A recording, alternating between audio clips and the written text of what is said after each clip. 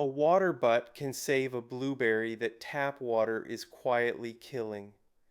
The leaves turn yellow with the veins still green, so you water more and feed more, and it only gets paler. The problem is not how much you are watering, it is what is coming out of your tap. I am Michael, I drive buses in Belfast, and today it is the water, not the watering. Not the watering.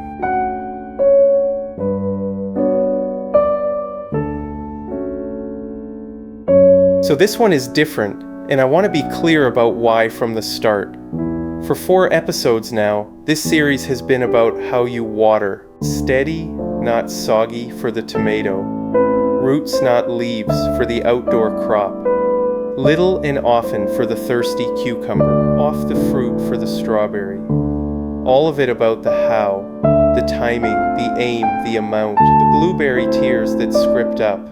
A blueberry is not especially fussy about how much you water it. Keep it evenly damp, do not let it dry out or drown, and it is fairly relaxed about the routine. What a blueberry cares about, more than almost any plant you will ever grow, is what is dissolved in the water you give it, and what that does to its soil over time. Give it the wrong water for a couple of years. Water it perfectly, on time, exactly the right amount, and it will still slowly turn yellow and fade away in front of you, because for this crop, it genuinely is not the watering, it is the water.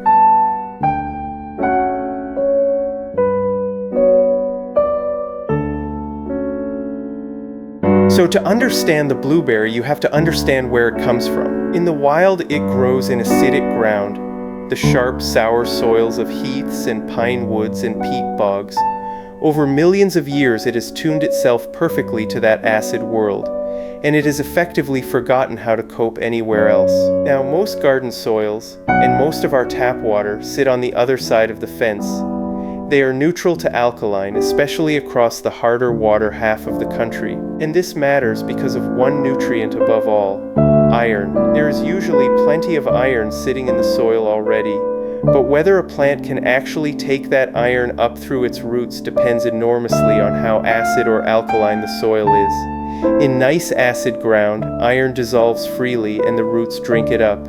As the soil turns more alkaline, that same iron locks up tight, chemically bound, still physically there but utterly out of reach. So an alkaline soil can be full of iron and the blueberry can still starve of it.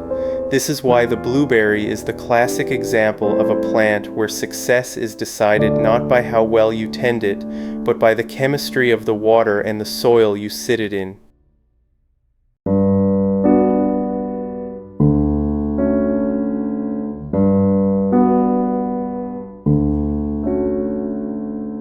So let us follow what actually happens when you water a blueberry with hard tap water, year after year, with the best of intentions. Hard water is water that has trickled through chalk and limestone underground, and come out loaded with dissolved calcium and magnesium. It is perfectly fine to drink.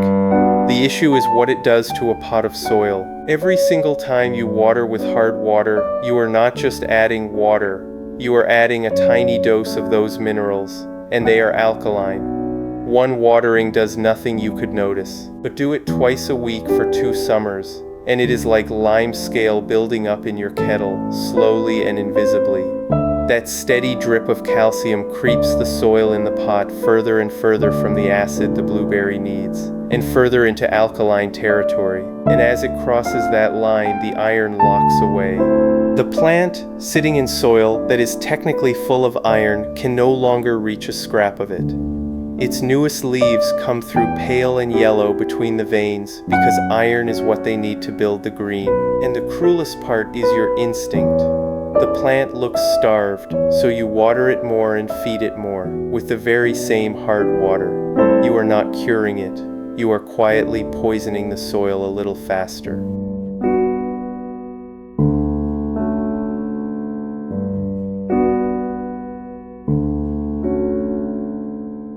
So if hard tap water is the slow poison, rainwater is the cure, and happily it is free and it falls out of the British sky rather a lot. Rain is naturally soft. It has not been anywhere near the chalk and limestone, so it carries almost none of that alkaline calcium, and it is very slightly acidic all by itself. It is more or less exactly the water a blueberry evolved to drink. So the single best thing you can do for a blueberry is to collect rainwater and use that on it rather than the tap. This is where the great British water butt finally gets to be the hero of an episode. A water butt on your downpipe catching the runoff from your roof is not just a nice bit of thrift. For a blueberry, it is the difference between a lush green bush groaning with fruit and a sad yellow twig.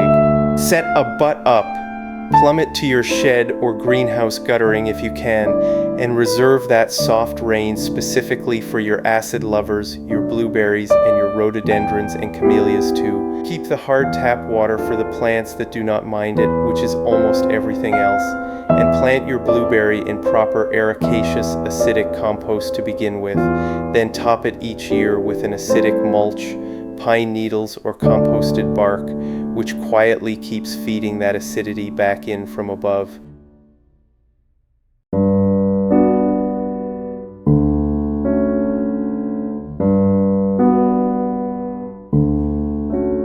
So let us turn all this into a diagnosis, because yellow leaves are the most misread signal in the whole garden, and a blueberry practically spells the answer out for you if you know how to read it. Here is the key. Look at how the yellow is arranged. If the newest leaves, right at the tips of the shoots, are turning yellow while the little veins running through them stay green, that distinctive net or herringbone pattern, that is iron chlorosis. That is your locked up iron, and it points straight at the water and the soil, not at thirst and not at hunger. Now compare that to the wrong diagnosis people jump to. If a plant is short of water, the yellowing tends to start on the older, lower leaves, and they go crisp and brown. If it is drowning, the lower leaves often go a flat, uniform yellow and drop, and the compost stinks and stays soggy. Neither of those looks like the acid lover's problem, which shows up newest first, veins stain green. So do not just see yellow and reach for the watering can or the feed. Read the pattern. On a blueberry, yellow between green veins on the new growth is not a cry for more water. It is a cry for different water.